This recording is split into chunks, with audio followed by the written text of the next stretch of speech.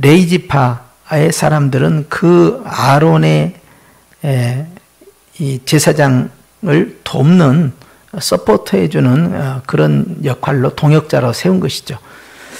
그런데 이제 어느 날 레위 지파 가운데 한 사람인 이 고라라는 사람이 이제 반기를 들기 시작한 거예요. 그리고 이제 이 고라가 혼자 반기를 든 게 아니라 이스라엘의 장자 지파인 르우벤 지파의 이 자녀들이 들고 일어납니다. 이름이 구체적으로 나왔는데요. 다단, 그 다음에 아비람, 그 다음에 벨레스 아들 온이 당을 지었다 나와 있어요. 세 명의 이름이 등장하는데 온은 그 뒤에 이름이 빠져 있어요. 아마 이 온은 처음에는 같이 반역에 가담을 했다가 나중에 뒤로 빠진 게 아니냐, 그렇게 추론해 볼 수가 있습니다. 그리고 이제 이들과 함께 연합하는 이제 12지파의 그 부족들이 등장하는데요. 그것이 2절에 있는 250명의 지휘관, 즉 투목들이 등장합니다. 그러니까 이 고라의 세력이 굉장히 크다는 걸 알 수 있고요. 그리고 12지파를 총망라하는 그 연합체를 구성했다는 걸 알 수가 있어요. 그리고 이제 3절에 보면 그들이 모여서 모세와 아론을 거스려 그들에게 말하되 너희가 분수에 지나도다.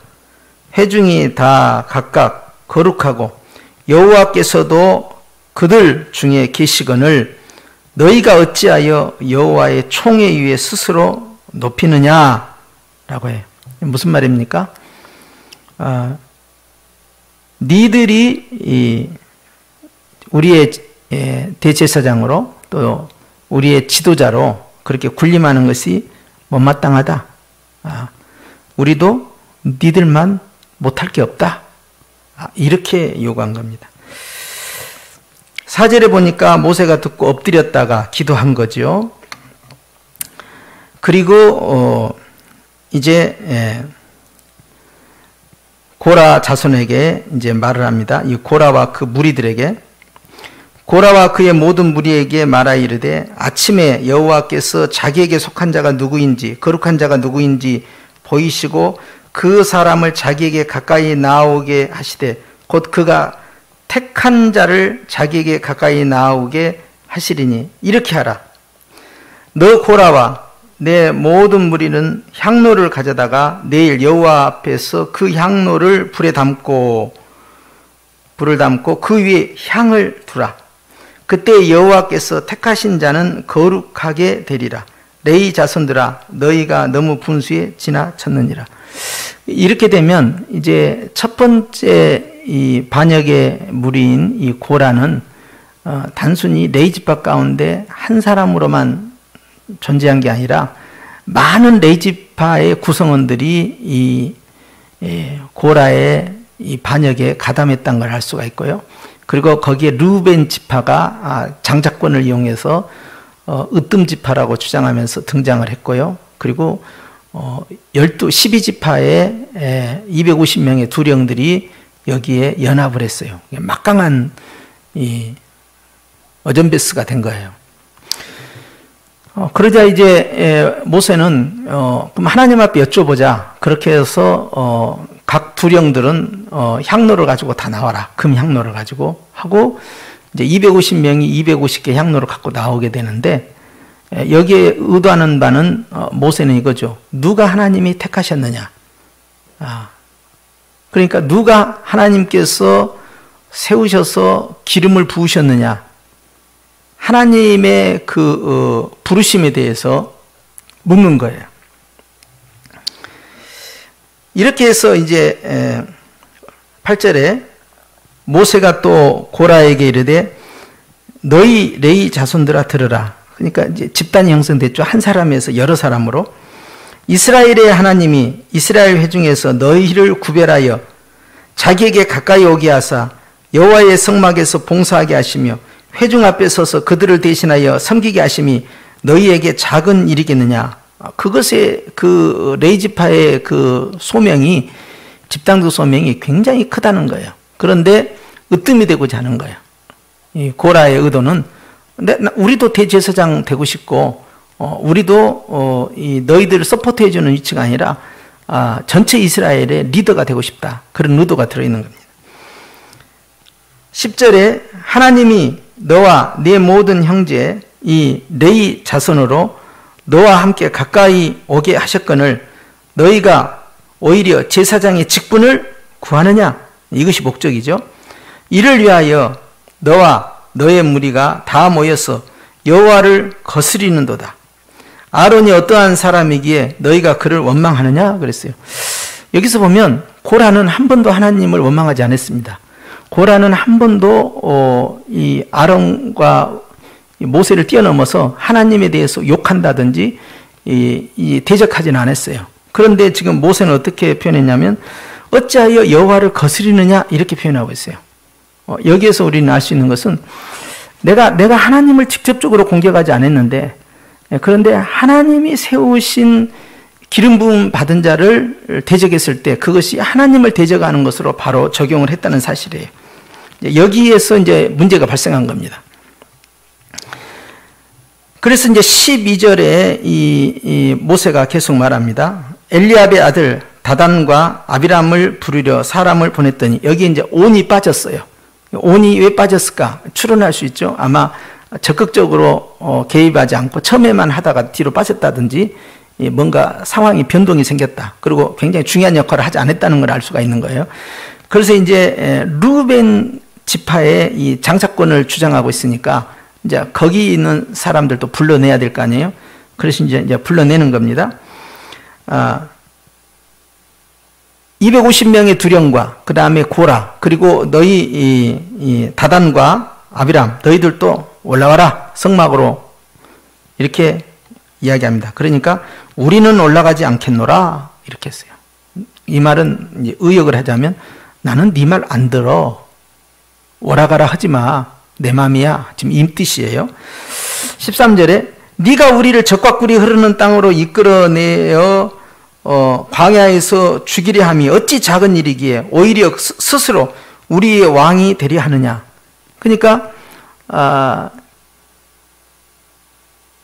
12명의 정탐꾼에 의해서 이 원망하고 모세를 죽이려고 했던 그러한 죄로 인해서 40년 동안 광야 생활로 회군하게 된 것에 대해서는 반성이 없는 거예요. 오히려 그걸 원망하고 있는 거예요. 그러니까 여전히 죄를 깨닫지 못하고 있다는 거예요. 그러니까 그 당시에 그 정탐꾼 사건을 정확하게 깨달았으면, 회개를 했으면 오히려 그 다음에 이런 그 갈등들이 전개될 수가 없는 거예요. 그 다음 때는 순종만 하는 거예요. 그런데 정확하게 그 정탐꾼 사건 때 회개를 안 했기 때문에 회개가 정확해야 됩니다. 확실한 회개의 열매가 나와야 돼요. 열매가 나오지 않다 보니 그 다음에 계속해서 문제가 발생하는 거예요. 이게 문제예요. 그래서 회개가 있느냐 하는 거예요. 없었다 이 말이죠. 그래서 우리를 광야에서 죽게 한 것은 네 책임이다, 이렇게 모세에게 책임 전가를 하고요. 그리고 그것이 얼마나 네가 큰 잘못을 했는데 우리 위해서 네가 왕이 되려 하느냐, 네가 뭔데 오라가라 하느냐 하는 거예요. 이뿐 아니라 네가 우리를 적과 꿀이 흐르는 땅으로 인도하여 들이지도 아니하고 밭도 포도원도 우리에게 기업으로 주지 아니하니 네가 이 사람들의 눈을 빼려느냐? 우리는 올라가지 아니하겠느라. 네가 이 사람들을 다 속이는 것이다 지금. 그래서 우리는 네 말을 들을 이유가 하나도 없다 하면서 가나안 땅에 못 들어간 그 실패의 원인을 전부 모세에게 책임 전가하고 있다. 자, 온 지면에서 가장 온유한 사람이 모세입니다. 근데 15절에 보니까 모세가 심히 노하였다 돼 있어요. 이제 아주 격하게 반응을 보이죠. 여호와께 여짜오되 주는 그들의 헌물을 돌아보지 마옵소서. 이 헌물이라는 것은 제사 제물인데요. 특별히 하나님 앞에 드리는 이런 속죄제, 화목제, 속건제 이런 것을 받지 마시라는 거예요. 그것은 관계 단절을 의미하는 거죠. 나는 그들의 나귀 한 마리도 빼앗지 아니하고 그들 중에 한 사람도 해하지 아니하였나이다. 나는 자기들에게 해코지 않았지만 저들은 나를 공격하고 있습니다. 그 뜻이에요. 나는 무지합니다. 16절 이에 모세가 고라에게 이르되 너와 너희 온 무리는 아론과 함께 내일 여호와 앞으로 나오되 너희는 제각기 향로를 들고 그 위에 향을 얹고 각 사람이 그 향로를 여호와 앞에 가져오라. 향로는 모두 250개라. 너와 아론도 각각 향로를 가지고 올지니라. 주님 명령이죠. 그들이 제각기 향로를 가져다가 불을 담고 향을 그 위에 얹고 모세와 아론과 더불어 회막문에 서니라 그랬어요. 원래 이 향에다가 불을 담고 숯불이죠. 그리고 그 위에다가 향을 피우는 행위는 제사장만이 할 수 있는 역할이에요. 그런데 이 250명에게 다 시킨 거예요. 제사장이 아닌 사람들한테도. 한번 해봐라 그러면. 누구의 향로를 받는지, 누구의 이 행위를 받으시는지 그럼 하나님께 직접 여쭤보자. 자, 그거예요. 그래서 고라가 온 회중을 회막문에 모아놓고 그랬어요. 고라가 소집을 한 겁니다. 지금 고라의 세력이 굉장히 세요. 레위 지파 사람들뿐만 아니라 르벤 지파 그리고 12지파의 250명 족장들까지 다 끌고 왔기 때문에 그 연합군이 완전히 아까 말씀드린 어벤져스야. 어벤져스. 예? 그래서 이제 이 굉장히 막강한 세력으로 오고 있는 거예요. 자, 그래서 고라가 이 온 회중을 이 회방문 앞에 모아놓고 그 두 사람을 대적하려 하며 여호와의 영광이 온 회중에게 나타나니라. 그 다음 여호와께서 모세와 아론에게 말씀하여 이르시되 너희는 이 회중에서 떠나라. 내가 순식간에 그들을 멸하려 하노라. 그 두 사람이 엎드려 이르되 하나님이여 모든 육체의 생명의 하나님이여 한 사람이 범죄하였거늘 온 회중에게 진노하시나이까. 여호와께서 모세에게 말씀하여 이르시되 회중에게 명령하여 이르기를 너희는 고라와 다단과 아비람의 장막 사방에서 떠나라 하라. 자, 이제 주님의 진노는 시작되었고 그리고 하나님께서 모세에게 이제 고라, 그 다음에 르벤 지파의 다단, 그 다음에 아비람, 오는 또 빠졌어요. 이 세 사람의 장막 사방에서 떠나라 그랬어요. 모세가 일어나 다단과 아비람에게로 가니 이스라엘 장로들이 따랐더라. 이스라엘 장로들은 두령들입니다. 모세가 회중에게 말하여 이르되 이 악인들의 장막에서 떠나고 그들의 물건은 아무것도 만지지 말라. 그들의 모든 죄 중에서 너희도 멸망할까 두려워하노라 하매 무리가 고라와 다단과 아비람의 장막 사방을 떠나고 다단과 아비람은 그들의 처자와 유아들과 함께 나와서 자기 장막물에 선지라 그랬어요. 모세가 이르되 여호와께서 나를 보내사 이 모든 일을 행하게 하신 것이요 나의 임의로 함이 아닌 줄을 이 일로 말미암아 알리라. 이거 내 뜻이 아니고 아버지 뜻이고 내가 임의로 한 것이 아니고 하나님의 응답대로 한 거다. 지금 그 이야기예요. 곧 이 사람들의 죽음이 모든 사람과 같고 그들이 당하는 벌이 모든 사람이 당하는 벌과 같으면 여호와께서 나를 보내심이 아니거니와 만일 여호와께서 새 일을 행하사 땅이 입을 열어 이 사람들과 그들의 모든 소유물을 삼켜 산채로 스올에 빠지게 하시면 이 사람들이 과연 여호와를 멸시한 것인 줄을 너희가 알리라. 결국 모세와의 싸움이 아니라 하나님과의 싸움이 돼버린 거예요. 이게 여기에서 우리는 굉장히 주목할 부분이에요. 우리는 나는 하나님에게는 하지 않았다라고 하는데 하나님이 세우신 자와 다툼이 벌어졌을 때 하나님과의 갈등 유발이 연결된다 하는 거예요. 31절 그가 이 모든 말을 마치자마자 그들이 섰던 땅바닥이 갈라지니라. 땅이 그 입을 열어 그들과 그들의 집과 고라에게 속한 모든 사람과 그들의 재물을 삼키매 그들과 그의 모든 재물이 산채로 스올에 빠지며 땅이 그 위에 덮이니 그들이 회중 가운데서 망하니라. 그 지위에 있는 온 이스라엘이 그들의 부르짖음을 듣고 도망하며 이르되 땅이 우리도 삼킬까 두렵다 하였고 여호와께로부터 불이 나와서 분향하는 250명을 불살랐더라. 전부 주님이 태워 죽인 겁니다. 그리고 오늘 36절이 나온 거예요. 이걸 통해서 이제 사건이 중단된 건 아닙니다. 그 이후에 41절 이후에 가면은 이제 어떻게 되냐면 또 이 250명 그 다음에 이 멸망을 당한 이 고라와 그 다단 이 사람들뿐만 아니라 결국 그들과 동조했던 사람들까지 이제 그 침묵한 자들이야. 동조 내지 적극적 동조는 아니더라도 동조 내지 침묵했던 자들에 대해서 주님이 말씀하신 거예요. 이튿날 41절 이스라엘 자손의 온 회중이 모세와 아론을 원망하여 이르되 너희가 여호와의 백성을 죽였도다 하고 봐요. 회개가 없다니까. 끝까지 회개를 안 한다니까. 또 딴 걸로 또 건 거야. 지금 핵심들이 다 죽었잖아요, 지금. 고라도 죽었고, 그리고 이 르그벤 자손의 이 다단, 아비람, 그 다음에 250명의 그 12집파 두령들이 죽었어요. 그러면 하나님이 직접 심판 내린 거 다 봤잖아요. 지진으로 다 무너진 거 봤잖아요. 그러면 어떻게 해야 돼요? 무조건 잘못했다 해야 될 거 아니에요. 그런데 41절에 보면 전혀 아니야, 전혀. 끝까지 이 하나님을 원망하는 사람들이에요. 모세와 아론을 원망한 것은 곧 하나님에 대한 원망으로 직결돼요. 42절 회중이 모여 모세와 아론을 칠 때에 그랬어요. 회막을 바라본 즉 구름이 회막을 덮었고 여호와의 영광이 나타났더라. 모세와 아론이 회막 앞에 이름에 여호와께서 모세에게 말씀하여 이르시되 너희는 이 회중에서 떠나라.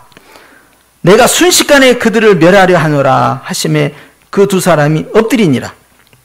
이에 모세가 아론에게 이르되 너는 향로를 가져다가 제단의 불을 그것에 담고 그 위에 향을 피워 가지고 급히 회중에게로 가서 그들을 위하여 속죄하라.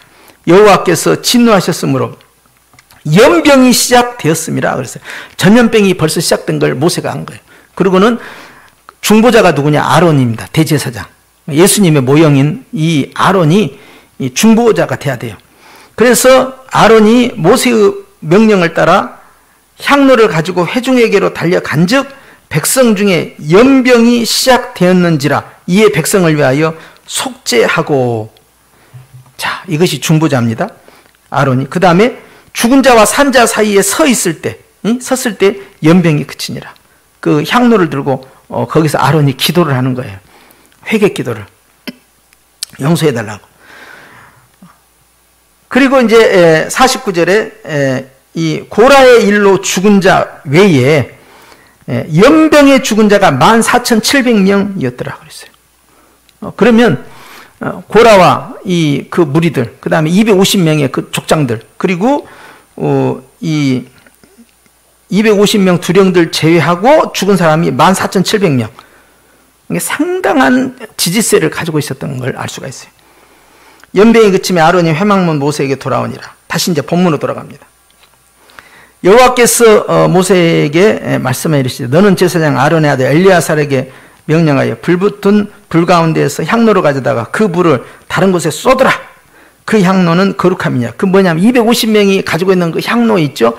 그건 하나님께 이미 드려졌다 이거예요. 그런데 그 향로에 들어있는 그 불은 하나님의 성막에서 나온 불이 아니고 다른 불이에요. 각자가.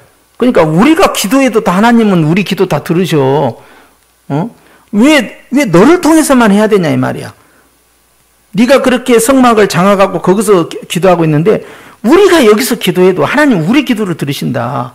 다른 불을 준비한 거예요. 그런데 하나님이 원하시는 불은 바로 성막의 불을 원했던 거예요.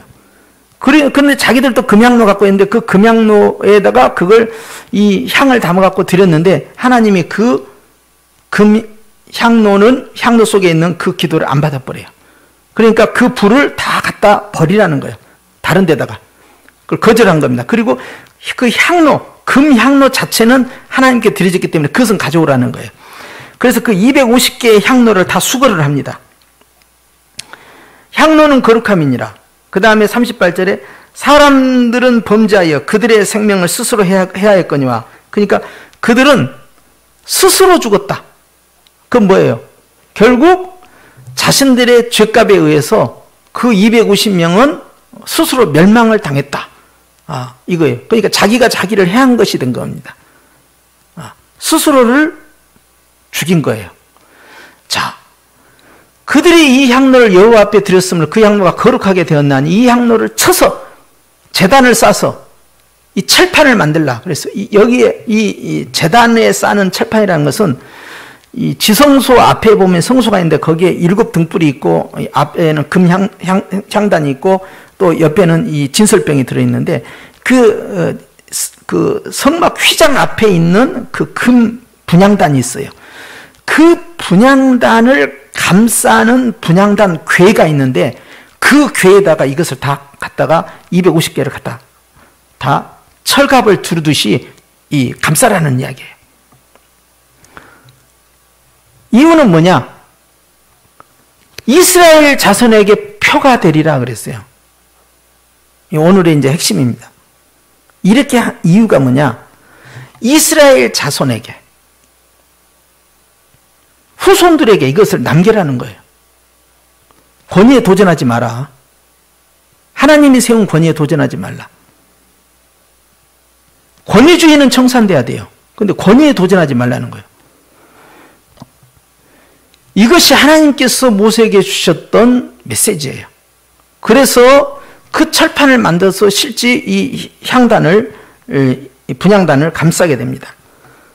39절에 보니까 제사장 엘르아살이 불탄 자들이 드렸던 놋 향로를 가져다가 쳐서 제단을 싸서 이스라엘 자손의 기념물이 되게 하였으니 이는 아론 자손이 아닌 다른 사람은 여호와 앞에 분향하지 못하게 하려 함이며, 제사장이 될 수 없다는 거예요. 또 고라와 그의 무리와 같이 되지 않게 하기 위함이라. 욕심을 부리지 말라는 거예요. 내 집 하라 하더라도. 여호와께서 모세를 시켜 그에게 명하신 대로 하였더라 그랬어요. 다시 38절로 갑니다.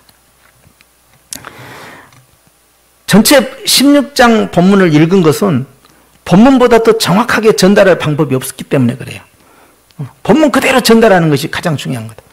그래서 16장 사건을 보면서 우리가 이제 알아야 할 것은 하나님께서 그런 고라와 그 대적자들, 그 다음에 250명, 그 다음에 이 멸망을 당한 14,700명, 이들을 통해서 주시는 그 결론적 교훈이 뭐냐 하면은 바로 이 향로, 250명의 이 분향단 향로를 그것을 철판으로 만들어서 이 분향단에다가 감싸게 했다. 이 사건이다.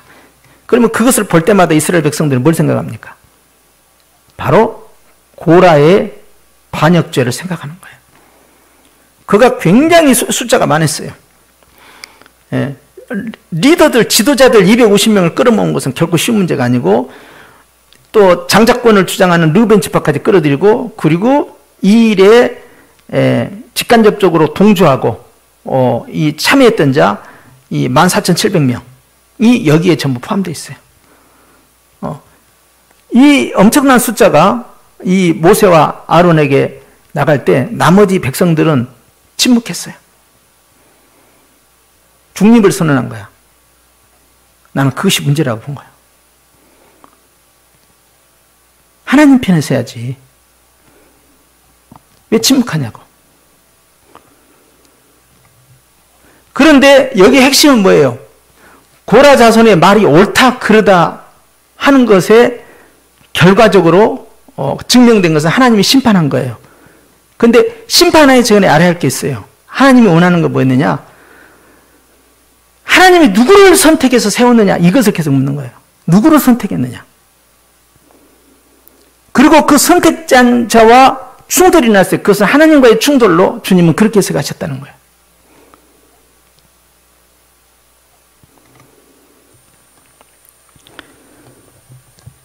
이것이 우리가 가지고 있었던 기본적 신앙 마인드고 어렸을 때부터 배웠던 신앙 자세예요. 주님은 이 사건을 통해서 후손들에게 증거를 남기겠다는 거예요. 하나님이 선택하신 자와 부딪혔을 때 어떤 결과가 나타나는지를 주님은 남겨두겠다는 거예요. 고라 자손의 논리는 간단해요. 네가 내 집 하냐? 나도 내 집 하다. 너만 기도하냐? 나도 기도한다. 너만 분양하냐? 우리도 분양할 수 있다. 네 하나님이냐? 우리 하나님이다. 근데 너만 하냐? 돌아가면서 해야지. 우리도 분양할 수 있어야 되고, 우리도 제사장 자리에 앉을 수 있어야 되고, 우리도 지도자가 되고 싶다. 모세 너처럼. 왜 너만 해야 되냐, 그걸. 이 뜻이에요. 투표했으면 모세 바로 떨어집니다. 웃으라고 한 이야기인데 안 웃고 여러분이 굉장히 진지하게 받아들이는데, 내가 이 말씀을 해도 내가 하나도 거리낀 것이 없는 게, 내가 오늘 이 민수기 16장을 가지고 나를 변호하고 내가 성도들을 확 그냥 한번 이렇게 해야겠다, 그런 의도로 이걸 안 했기 때문에 나는 지금 이야기를 할 수 있는 거야. 의도성이 있었다면 내가 이 말씀을 진지하게 끄집어내서 소환을 시켜가지고 내 말 잘 듣고 까불면 안 돼요, 이렇게 했을 건데 한 번도 그렇게 써보지 않았죠. 결국 주님께서는 38절을 통해서 우리에게 깨닫게 하신 것은,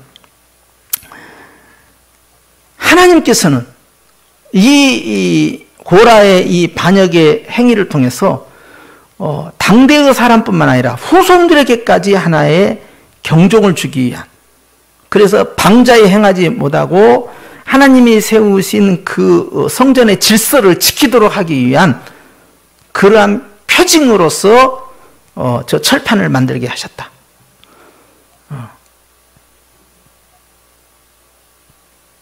이제 네 지파 그 누구도 감히 아론의 자리를 탐내지 못하도록 만든 거예요. 죽기 전까지는 절대 회개 안 합니다.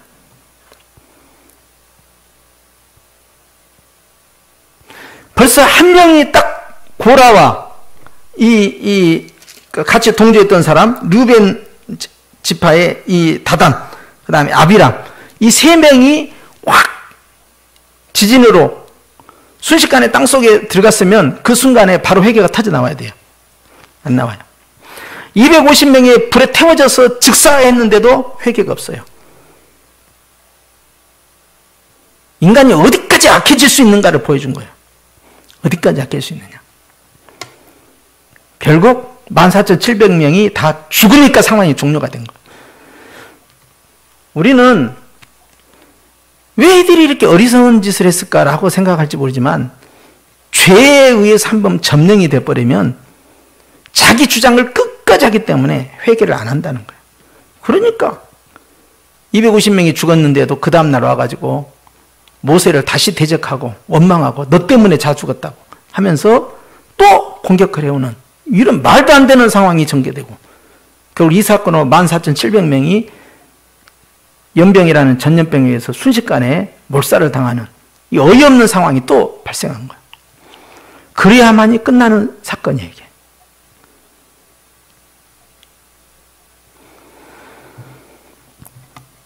우리는 이 말씀을 통해서 우리의 삶 가운데 이런 불행한 표가, 불행한 증거가 남아있으면 안 돼요. 그런데 내가 만나는 목사님들은 자기 간증을 계속하는 거예요. 자기 간증을. 우리 교회 장로가 어떻게 했는데, 우리 교회 성도가 어떻게 했는데, 그런데 결과가 어떻게 되었는데, 그 이야기를 계속 간증을 하는 거예요. 우리 교회가 힘들다는 이야기를 알고 계속 그런 이야기를 하는 거예요. 다른 사람에게 들었다가 아니라 자기 교회 상황을 이야기하는 거예요. 나는 그런 식으로까지는 하진 않았어요. 그리고 거기까지 가면 안 돼.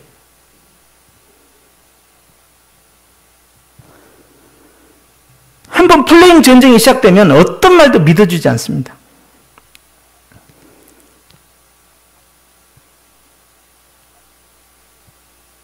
어떤 교회는 4년 동안 어마어마하게 붙었어요.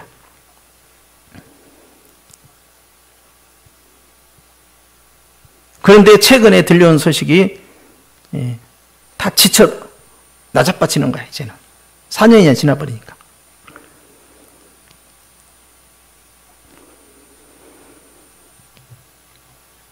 분쟁하는 교회들마다 플레임에 갇혀있기 때문에 한 발자국도 앞으로 못 나갑니다.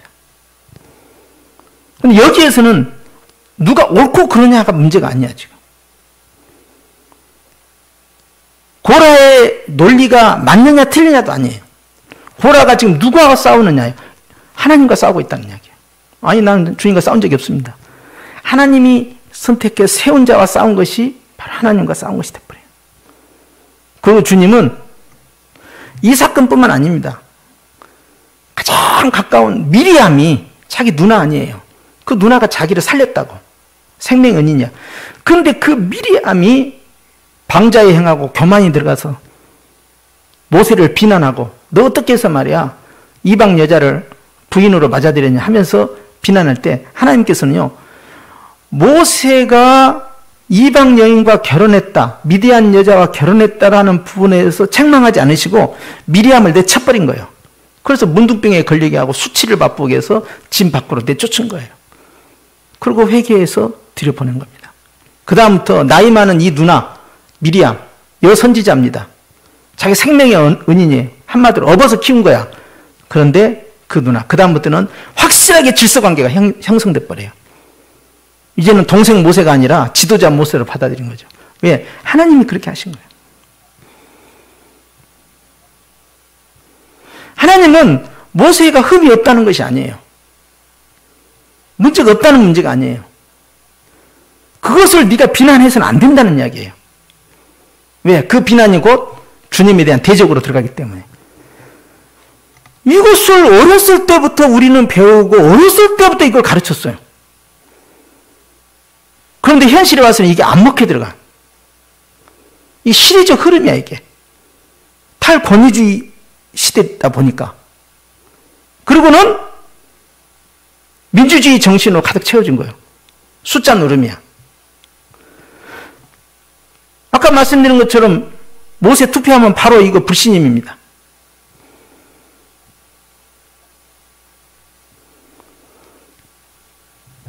하나님이 세웠냐 안 세웠냐가 가장 중요한 핵심 본질이에요. 나머지는 그 다음 이야기야.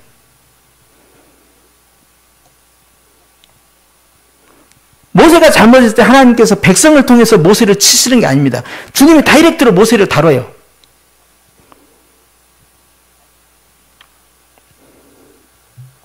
우리는 이걸 통해서, 야, 저도 이제 그 성령으로 충만한 분들 있죠. 그런데 막 어떤, 막 능력을 막 행사하고 그런 분 있으면 제가 말을 안 합니다. 그분이 도덕적으로 문제가 있든, 인격적으로 문제가 있든, 물질적으로 문제가 있든, 그것이 딱 거스리고 눈에 보이고 이야기를 듣게 돼도 말을 안 해요. 왜 안 하냐? 하나님이 쓰시는 사람이기 때문에 한 걸음 뒤로 물러가 있어요. 내 나름대로의 평가는 해요. 알고는 있어요. 근데 싸우진 않습니다. 왜? 내가 파악한 것보다 주님은 더 정확하게 파악하고 계시거든. 다만 다윗이 사울 왕을 손대지 않았던 것처럼 기다리는 거예요. 주님이 손대지 않는 걸 내가 왜 손대냐고.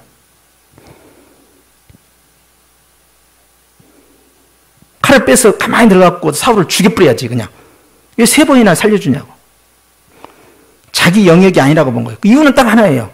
왕이 죄가 없어서 아니에요. 왕은 무조건 잘못한 사람이고 하나님이 버린 자야, 왕은. 그럼에도 불구하고 하나님이 직접 손대기를 원하시는 거예요. 그래서 계속 기다렸던 거예요. 그래서 하나님의 방법으로 주님이 끝장을 내본 거예요.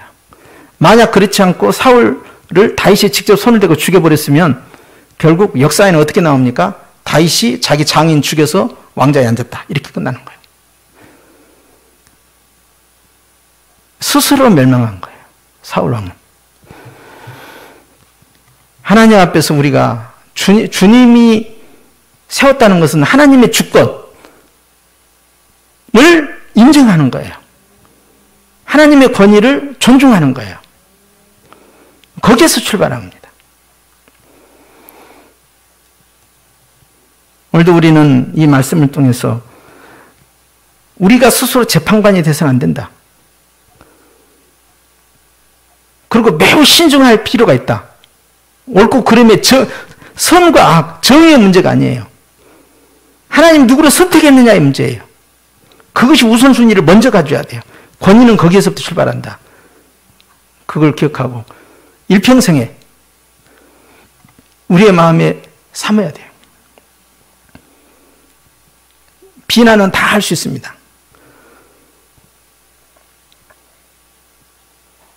다 눈에 보이니까. 그런데도 입을 조심하고 혀를 조심하고 마음을 조심할 이유가 바로 하나님 때문에 그런 거예요. 그분의 주권적 권세 때문에. 기도하십시다.